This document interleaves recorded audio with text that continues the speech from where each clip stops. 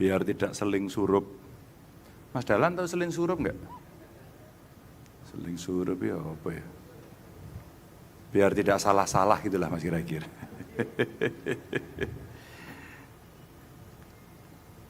Saya gubernur Jawa Tengah itu. Biar tidak confuse nanti kalau pakai predikat yang lain nggak fair. Kecuali ada 3 orang di situ boleh. Tapi kalau enggak saya gubernur saja. Sehingga nanti pembahasnya dari teman-teman partai dan teman-teman mahasiswa biar seru. Dan setelah saya buka, saya langsung mau pulang. Jadi nanti kalau ngerasani saya bebas. Itulah demokrasi kita. Sejauh mana nanti ya kecerdasan masing-masing akan diuji. Assalamualaikum warahmatullahi wabarakatuh. Waalaikumsalam warahmatullahi. Selamat siang, salam sejahtera untuk kita semua. Saya senang karena banyak mahasiswa. Saya kira ini generasinya milenial atau Z ini? Z ya ini. Mereka generasi Z. Pak Rektor, menarik ini karena saya tanya generasi Z itu nggak mau dikelompokkan dia sebagai generasi Z. Sehingga kita sendiri biasanya politisi salah memprediksi, ya keliru. Pak Prabowo itu lebih diminati generasi Z loh Mas Wahid.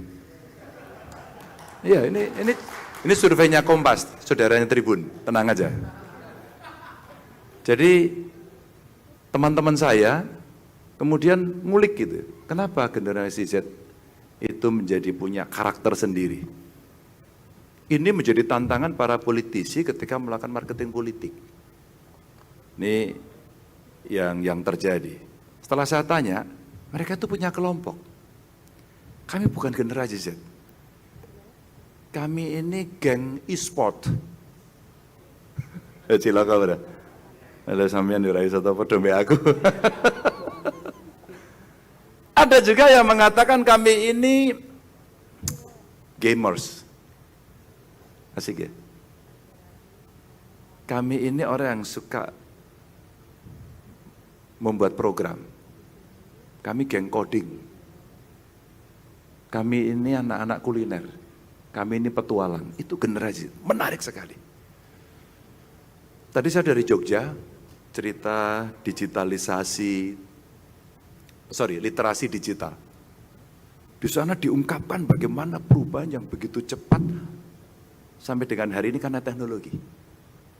Artificial intelligence kemudian bisa memprediksi apapun. Kalau berangkat dari pemilu negara-negara modern di Eropa atau mungkin sering diberikan acuan di Amerika begitu ya. Biasanya pilihannya hanya 2 saja. Yang Demokrat itu fix, yang Republik itu fix. Kalau dia akan bergeser, orang nyebrang-nyebrang itu dikit. Selebihnya adalah swing atau selain swing voter adalah pemilih pemula. Ini. Yang direbut hanya itu, yang lain fix. Maka dengan pola electoral college itu biasanya mereka akan mencari perkembangan di masing-masing provinsi seperti apa. Wah kalau Indonesia enggak padahal, wah luar biasa. Wangel. Ya nanti coba kalau dari kampus kira-kira memprediksi seperti apa. Dan tentu saja hadir di sini nih para anggota DPR RI komplit, dari perwakilan partai-partai komplit, ada DPD RI juga, siap-siap Pak Wagub juga mau DPD ya. Nanti baik-baik saja gitu. Dari kepolisian, pengusaha, wah ini komplit semuanya ya. Terima kasih. Dari penyelenggara pemilu ya Pak Paulus, terima kasih. Bapak Ibu, sebenarnya pesta demokrasi itu ya kita bikin happy lah. Gembira, asik, berdebat nggak baper, kan asik ya. Contoh sudah dilakukan. Kalau kita lihat pemilu dua periode terakhir, dinamika pemilu DPD nggak terlalu rame ya. DPD nggak terlalu rame kan, kalem, asik gitu. Kalau partai politik rame banget, rame banget. Bahkan di dalam partai politik itu sekarang dengan pola pemilihan seperti ini, direct vote gitu ya, maka kontestasinya tambah serem. Di antara partai calonnya banyak, dan dia harus melawan partai yang lain. Hari ini partai baru bertambah, ya Mas ya. Jawa Tengah berapa Mas akhirnya? Partai baru? Total 18. Mahasiswa udah pernah nyoblos? Pernah? Belum? Sama sekali? Nah, ini kasih literasi, berapa partai yang ada di tempat kita. Itu masih partai loh Bapak Ibu, belum pilih calon. Jadi nanti itu baliho itu penuh di desa-desa.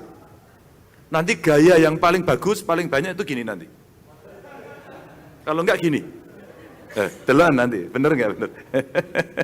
Nanti balihonya. Maka apa yang mesti dilakukan oleh mahasiswa? Kalian harus cerdas.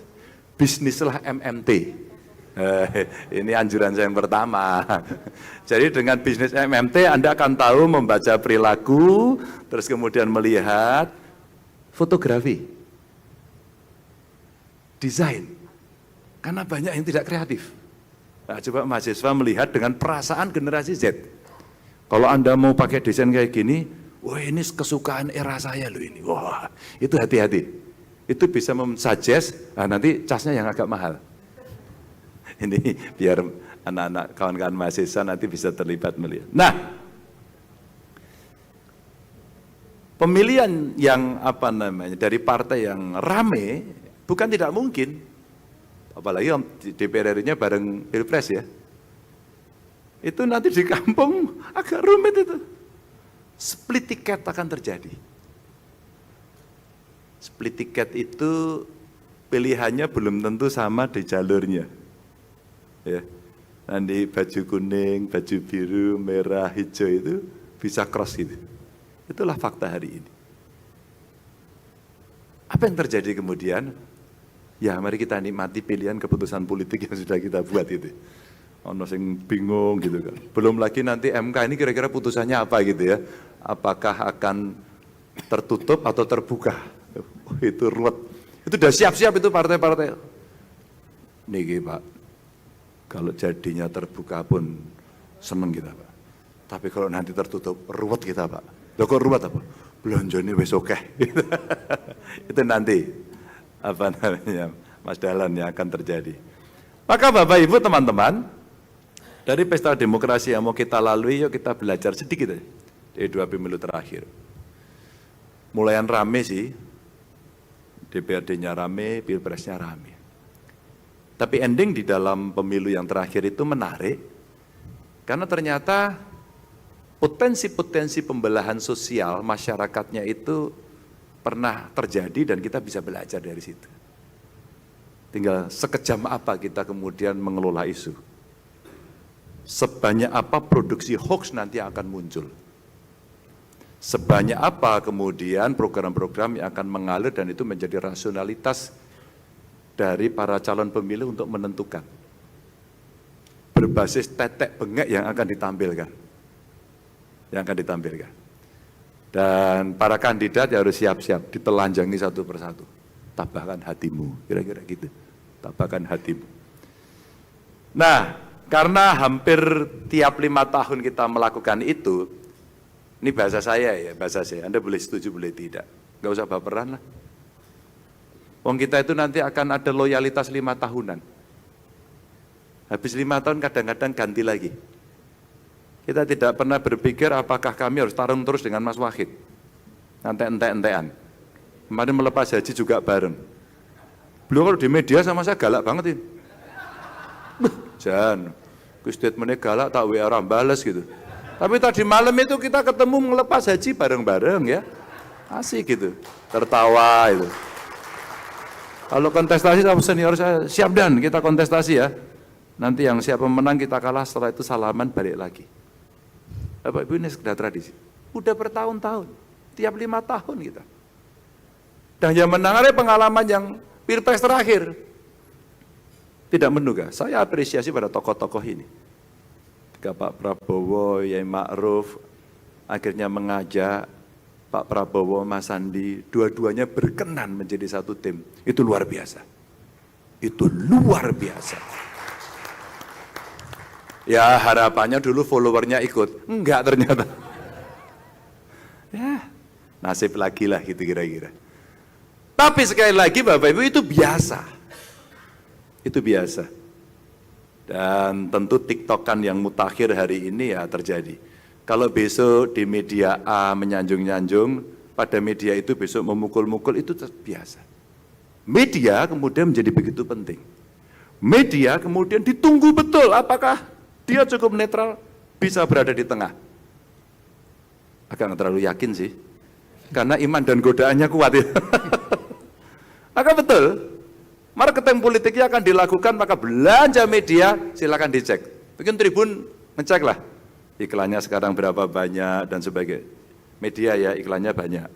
Terus kemudian angkot, saya kemarin naik angkot. Saya naik angkot Mas Wahid, gambarnya belakang itu Pak Prabowo sama Gerindra. Lah yang menarik gini, ada orang yang, "Loh Pak Ganjar itu kok gambarnya Pak Prabowo gitu." Loh justru itu saya naik. Gitu, justru itu saya naik. Saya malah foto dulu. Minta dulu gambarnya bukan Mas Wahid. Itu loh Bapak Ibu. Itu biasa saja. Kalau tokoh-tokohnya ini dari partai, pimpinan, kandidat, itu bisa senyum, sering berkumpul baik-baik, ya kita tahulah mana yang offside itu kira-kira mudah dijaga, maka kemudian kita akan bisa memberikan edukasi kepada publik. Ya, ada loh yang lebih cerdas yang bisa kita tampilkan. Nah, coba, kalau kemarin terjadi, followernya Pak Prabowo, Mas Andi udah keras. Pak Jokowi, Pak Yai Maruf Amin, wah keras, sama, militan. Begitu militan, bahkan ada di keluarga, itu beda pilihan. Sampai diwangi pisah. Sudah terlanjur pisah, dhuwure gandengan. Tombok di sini. Bapak Ibu, ini pelajaran saja. Kalau 5 tahun berikutnya, dalam arti tahun 2024 kemarin terjadi pergeseran-pergeseran, sudah terlanjur pukul-pukulan keras, jejak digitalnya ada. Besok kemudian 5 tahun lagi bergabung lagi. Itulah perilaku politik. Yang akan muncul, sudah terlanjur mukuli, besok gandeng. Sudah terlanjur memuji, besok pisah. Mau apa coba? Hari ini seluruh politisi kemudian ditantang untuk menampilkan performanya yang bisa menjaga moral dan fatsun dalam berpolitik. Ya, banyak yang backfire. Lalu temanya menarik. Nah, ini DPT-nya kira-kira 28,5 juta. Ya, let's say 28 lah kalau nanti verifikasi ya. Di CS ya sekarang, apa? DPS. Nah, sekarang nanti mau jadi DPT. Kita besar lagi TPS-nya kira-kira 117.298. Betul ya? 198. 117.198 TPS. Dan ini kira-kira kalau 2019 kemarin itu DPT-nya berapa Mas? 27-an ya? 27,9. Ya, 27. Maka betul Mas Dahlan ini bahwa seksi memang. Setelah Jabar, Jatim itu ya Jateng. Memang karakter politiknya menarik. Jatim itu apa ya, merah hijaunya kelihatan. Jateng merahnya dominan. Ya. Kalau Jabar itu agak putih. Itu posisinya. Kekuatan-kekuatan kelompoknya kelihatan dan semua partai punya data itu, enggak ada yang enggak punya. Tapi Jawa Tengah ada 8 daerah ini yang seksi penduduknya. Brebes itu gede banget, 2 juta lebih. Ini menjadi tempat rebutan ini. Pas Pilgub saya kalah di sini kemarin. Pilgub saya yang kedua kalah. Asem tenan kok.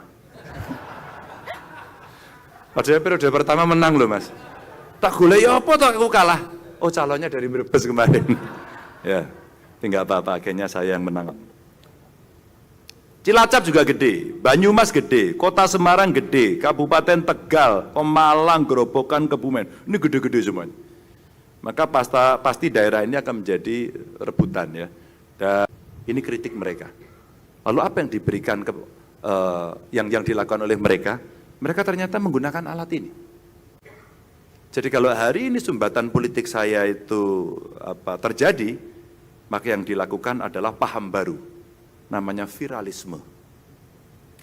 Viralisme inilah yang sekarang akan muncul, maka makin hari orang mesti makin hati-hati karena banyak CCTV sedang melihatnya, apalagi pada para tokoh. Maka barusan saya jalan ke sini disampaikan, Pak Ganjar ini jalannya rusak di Kudus gitu. Sabar, tak cek dulu. Akhirnya saya harus ngecek sendiri.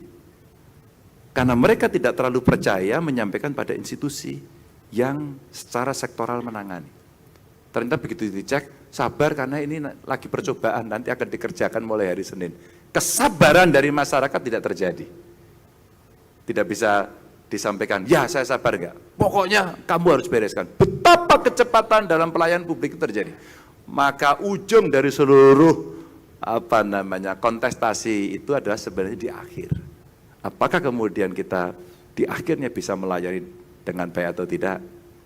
Maka Bapak Ibu yang akan menentukan kita semua.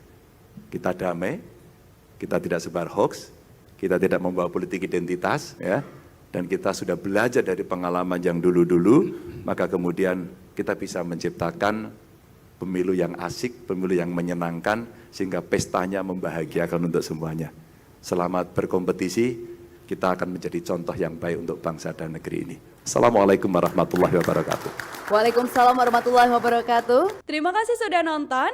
Jangan lupa like, subscribe, dan share ya.